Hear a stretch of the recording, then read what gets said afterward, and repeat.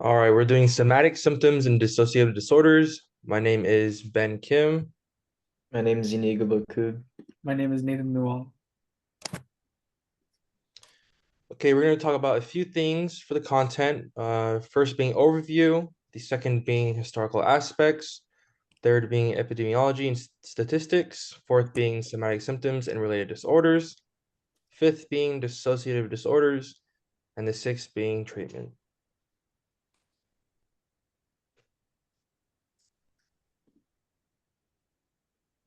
Okay, overview.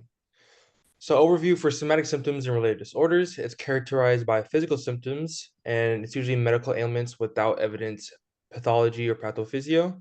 It's seen primarily in primary care rather than psychiatric settings, so it may be a reason why we haven't really seen it too much in clinicals.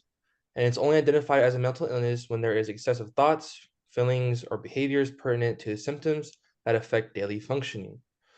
There's also related disorders within this subset, which is illness, anxiety disorder, conversion disorder, factitious disorders, and psychological factors affecting other medical conditions. And then we also have dissociative disorders, which involves disruptions in the psychobiological functions, including cognition, memory, perception, motor control, and more, and is triggered by an overwhelming anxiety and leading to personality becoming disorganized. Oftentimes within this as well, defense mechanisms may fail. And related disorders within this one is depersonalization, derealization, dissociative amnesia, and dissociative identity disorder. Historical aspects. So just some history behind these disorders. For somatic symptoms, it was first identified as hysterical neurosis and is associated with witchcraft, demonology, sorcery. Later throughout time, it was associated more with dysfunction of the nervous system and unexpressed emotions. Hysteria was often afflicted to women based on other things such as sexism and so forth. And then for Freud, he also said that disorders occur from repressed severe anxiety. Dissociation, Freud also said repression is a defense mechanism to repress certain mental contents from the conscious. However, symptoms can be fabricated consciously, such as the Munchausen syndrome. Epidemiology and statistics. So for this one, for somatic, the prevalence of somatic symptom disorder and related disorders. For somatic symptoms, it's 5% to 7%, and it's more found in the female population. However, this can be also due to more reporting than men, and there is also more somatic sensations felt within this one. For conversion, there's 5% to 30%, and this is more frequently in adolescents, young adults, and women, and often appears after stress or trauma.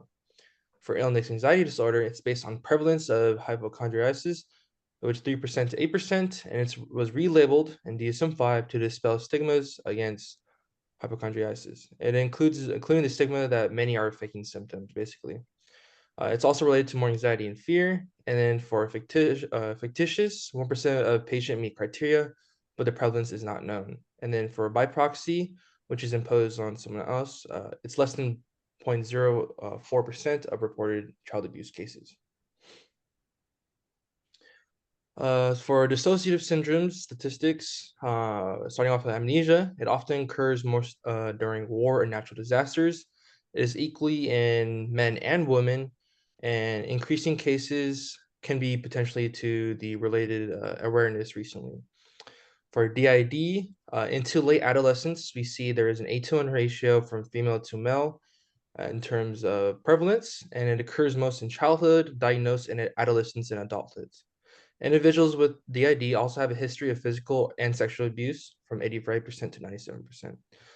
Depersonalization, derealization, there's unknown prevalence, appears most in adolescence, early adulthood, in any population, and single brief episodes during stress triggers, including near-death experiences, sleep deprivation, substance use, and there's also a lot of remission and exacerbation with this. Somatic symptoms and related disorder.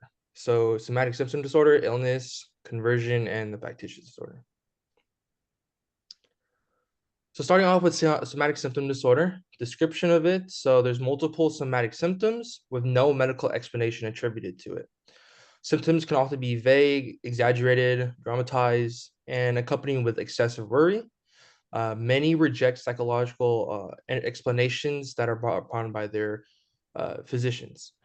Alexithymia is difficulty identifying feelings and emotions, which is correlated to this. And then other comorbidities found within somatic symptom disorder is substance use disorder, depression, anxiety.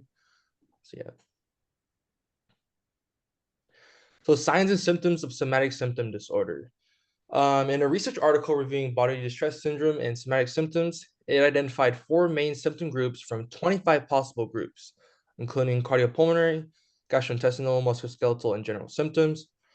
So basically, symptoms can vary. It can really be attributed to any type of symptoms they believe they have from existing or perceived conditions, and it's really just a state of being symptomatic. This disorder also predominantly involves pain as a major symptom that is found, and these symptoms are also persistent and longer than 6 months for diagnostic criteria. And again, there is also a lot of remission and exacerbation. For illness anxiety disorder description, it's characterized by an unrealistic and inaccurate interpretation of physical symptoms and sensations. There is a lot of persistent preoccupation or fear of having disease. This fear can be present even after medical reassurance. And then comorbidities found also within this is generalized anxiety disorder, depression, somatization disorder, panic disorder, and people with illness anxiety disorder also are 3 times more likely to have a personality disorder. So signs and symptoms of illness anxiety disorder. So there's a lot more behavior rather than symptoms that have been found. So it includes like care seeking, which is doctor shopping, and care avoidant. For care seeking, they believe they're not receiving proper care or they're not really satisfied with their diagnosis that they get. So they often go to a lot of other doctors. Care avoidant, they have a fear of diagnosis, so they might not get help that they need. They are very aware of their body sensations, especially any minute changes. They are aware of anything that changes. If they see something such as even a sore on the skin, they think it's cancer and other things like that. They are very apprehensive and fearful as well. And for this, it affects their daily functioning. And it is found that it can be limited to non-work time only. So they may actually be okay during doing some daily functioning, but they find it within their off time. And this may still interfere with social and occupational work, nevertheless. So for conversion disorder, description for this disorder is now called functional neurological symptom disorder, which is characterized by a loss or change in bodily functions. It cannot be explained medically or with any pathophysio origin. There is psychological components involved within this, however, including the initiation, exacerbation, and perpetration. There's also a lot of multiple other etiology factors, potentially stress, trauma, but there's more research needs to be for disorder to identify these things. And it must be identified only when the symptom is not associated with a neurological disease. So signs and symptoms of conversion disorder, it's voluntary motor and sensory functioning mainly, such as aphonia, which is the inability to speak or have a voice, anosmia, which is inability to perceive smell, and other things you can also find is paralysis, seizures, dysphagia, vision impairment, deafness, and a lot of other things. Other presentations as well as pseudocyesis, which is false pregnancies you can find, and labile indifference, which is a lack of concern for the symptoms. For example, if someone has the inability to walk all of a sudden, they may not be fazed by this. And then for length, it can vary. It resolves within a few weeks, depending on some factors, such as recognizing that they have the symptoms and stuff like that.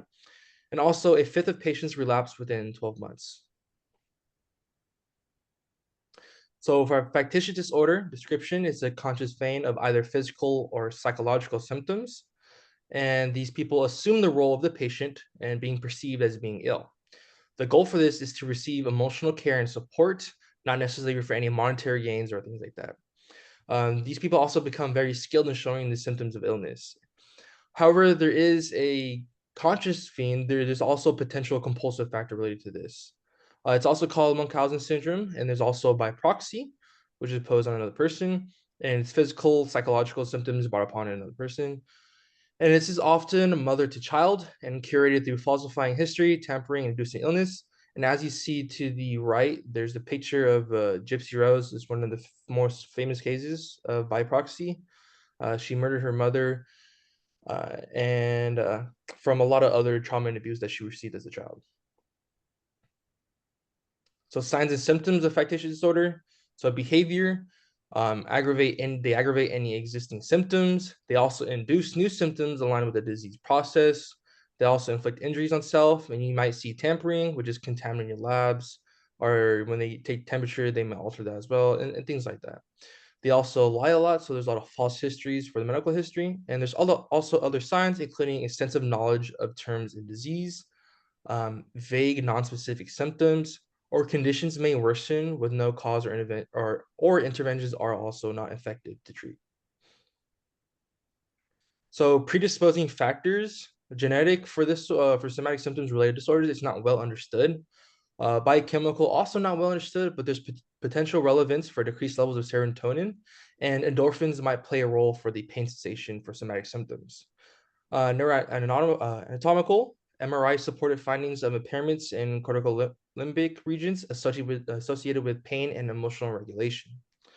Psychodynamic for illness, anxiety, and factition, it can be correlated as an ego defense mechanism related to self-esteem, low self-esteem. Factitious disorder is related also to child abuse often, and illness anxiety is also related to guilt. For conversion, traumatic events converted into physical symptoms. Family dynamics, there's also somatization, which goes away from the family discord into obtaining those physical symptoms. There's also learning theory, primary gains such as being excused from things like work, which people may lie or gain somatic symptoms because of that. Also secondary, which is the gaining of focus of attention, and they also have tertiary, where they receive or perceive the sick role. Okay, I'll be talking about the dissociative disorders, and there's types. There's dissociative amnesia, dissociative identity disorder, and depersonalization, derealization disorder. So dissociative amnesia typically emerges in response to psychological distress or trauma, and it's usually temporary. The amnesia usually surrounds around the traumatic event where the person is unable to remember important personal details. So with this can cause notable distress and impairment in functioning. And the most common types of dissociative amnesia are localized amnesia, selective amnesia, and generalized amnesia, and this is not attributed to any substance use or medical condition. So with localized amnesia, the individual is unable to recall all events that occurred with the traumatic event, whereas selective amnesia, the individual may only remember certain incidents associated with the stressful event, while other parts are remembered. And with generalized amnesia, there is a complete memory loss of an individual's identity and life history. Signs and symptoms of dissociative amnesia. Individuals with dissociative amnesia typically appear alert, but may exhibit alterations in consciousness, such as trance states, and they are often found wandering in a confused state and brought to medical hospitals by police after being discovered.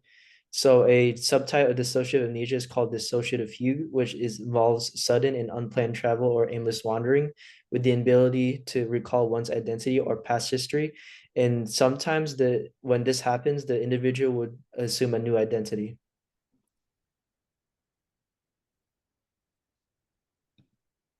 Dissociative identity disorder. This was formerly known as multiple personality disorder, and it's a condition where it's characterized with multiple distinct identities or personality states.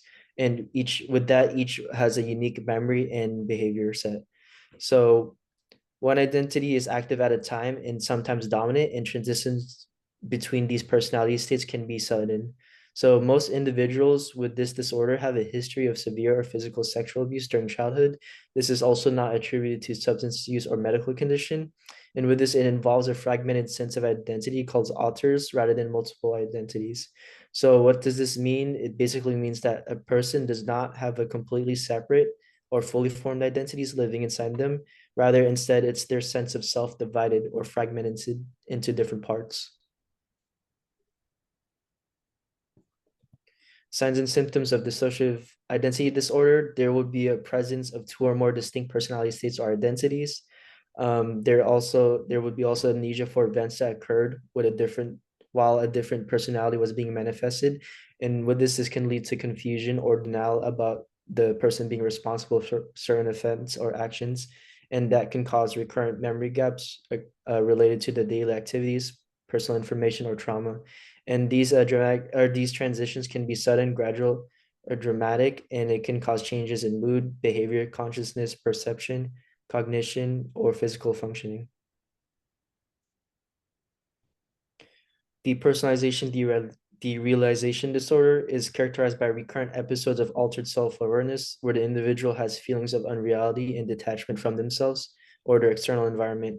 So the diagnosis is only made when the symptoms cause significant distress or interfere with daily functioning, and it is not attributed to substance use or medical condition. So the presence of this can include depersonalization, derealization separately or both. So depersonalization is the feeling of being detached from one's own body and sometimes observing themselves from an outside view. And derealization is the alteration in the perception of surroundings, uh, often seen as unreal or distorted. So signs and symptoms of depersonalization and derealization disorder. Depersonalization symptoms can include that the belief that the body has physically changed in size and shape, and they would often observe themselves from outside their body. So an example of this would be a soldier who's re-experiencing a combat situation and observing themselves from a distance and wondering what they would do in that situation. And derealization symptoms would include perceiving the environment as mechanical, automated, or dreamlike, and objects may appear distorted in size or shape or clarity. So these distortions are often experienced as traumatic or distressing, and this can include anxiety, depression, the fear of going insane, obsessive thoughts, and distorted sense of time. So predisposing factors, genetic, people with personalization derealization disorder often have a history of physical and sexual abuse in 85 to 97% of adults. And they're and then neurobiological, or there's no genetic significance, neurobiological current study shows that area associated with memory and brain was smaller in depersonalization derealization disorder and are correlated to adverse child experiences or trauma. In psychodynamic theory, dissociative behaviors present from repression of certain events from one's consciousness and psychological trauma, traumatic experiences overwhelm ability to cope, which develops into dissociation, which these fragmented identities are seen as a way to survive. Now I will be discussing about the treatments for this disorder. So first off, you want to be able to assess the patient. So the DSM-5 criteria for SSD is one or more somatic symptoms that are distressing, resulting in a significant disruption of daily life. Excessive thoughts, feelings, or behaviors related to the somatic symptoms or associated health concerns. And these are manifested as disproportionate and persistent thoughts about the seriousness of one's symptoms, persistently high level of anxiety about health or symptoms, and excessive time and energy devoted to these symptoms or health concerns. Persistence of these symptoms greater than 6 months is another criteria for this. The treatment addresses biological, psychological, and social factors. So when we talk about biopsychosocial factors, it's not just the person as their whole. It's a person as their whole, not just their physical symptoms. And the goal is to improve functioning and coping by helping clients develop healthy and adaptive behaviors and enable clients to manage their lives more effectively. Types of treatments used are individual psychotherapy, group psychotherapy, cognitive behavior therapy, and psychopharmacology. Psychopharmacology. Individual psychotherapy helps clients develop healthy adaptive behaviors and manage stress. This focuses on real life difficulties and practical solutions rather than symptom elimination. This begins with a complete medical assessment to rule out organic causes, and regular medical check-ins reassure clients and reduce excessive health seeking. This is conducted in medical settings to increase the acceptance of stress management therapy. For group psychotherapy, this encourages clients to share experiences and verbalize feelings. This provides social support and helps reduce anxiety. Group confrontation encourages personal responsibility for maladaptive behaviors. And this is considered the treatment of choice for SSD and illness anxiety disorder because it provides social support and anxiety reduction. In 2023, a study was done by Jongsma et al., where they implemented an 8-session study group for CBT, which found that participants had decreased somatic symptom severity, anxiety, and stress. It also showed that it decreased their depressive symptoms. For cognitive behavior therapy, CBT is based on the idea that changing negative or unhelpful thinking patterns can improve overall well-being. Some techniques used in CBT is cognitive restructuring, behavior activation, and stress management. So cognitive restructuring identifies and challenges the distorted thoughts about symptoms. Behavior activation encourages engagement in a meaningful daily activity to reduce avoidance and focus on the symptoms. And stress management reduces physical tension and anxiety. And they use techniques such as deep breathing and mindful exercises. The benefits of CBT have shown to reduce symptom severity and depression. For psychopharmacology, uh, this is the sort of last resort that they use, but they also can use antidepressants, which help with pain syndrome by uh, modulating the pain reception in the central nervous system, which can improve the quality of life. Short-term anxiolytics, the anxiety can intensify the perception of bodily sensations, making the patients more preoccupied with minor benign symptoms. Using this short term can help calm patients and help them engage better in therapy. Benzodiazepines can be used briefly in severe anxiety episodes, but it should be used cautiously as it can worsen dissociation. Now we're going to move on to our activity. So this is what we're going to do for our activity is we're going to have scenario-based questions. So I'm going to read out the first scenario. Maria visits her doctor monthly complaining of severe stomach pain. Despite multiple tests showing no medical explanation, she remains convinced she has a serious illness. She often dramatizes her symptoms and expresses excessive worry about them. Which of the following best indicates somatic symptom disorder? A, her symptoms are caused by a known medical condition. B, she is intentionally fabricating her symptoms for attention. C, she has excessive thoughts and anxiety about her symptoms without medical explanation. Or D, she feels attached from her body and surroundings. So the answer would be C, she has excessive thoughts and anxiety about her symptoms without medical explanation. And this is because someone with somatic symptom disorder um, often experiences these physical symptoms, but no medical cause is found. Oops. Oops. Oh, how do I go back? Oops. My bad. Scenario 2. Daniel constantly checks his body for signs of illness. After reading about cancer online, he becomes convinced a freckle is cancerous. Even after doctors reassure him, his fear persists. What key feature distinguishes illness anxiety disorder? A, preoccupation with having a serious illness despite medical reassurance. B, loss of voluntary motor function. C, intentional exaggeration of symptoms for sympathy. Or D, complete memory loss for personal information. The answer is A, preoccupation with having a serious illness despite medical reassurance.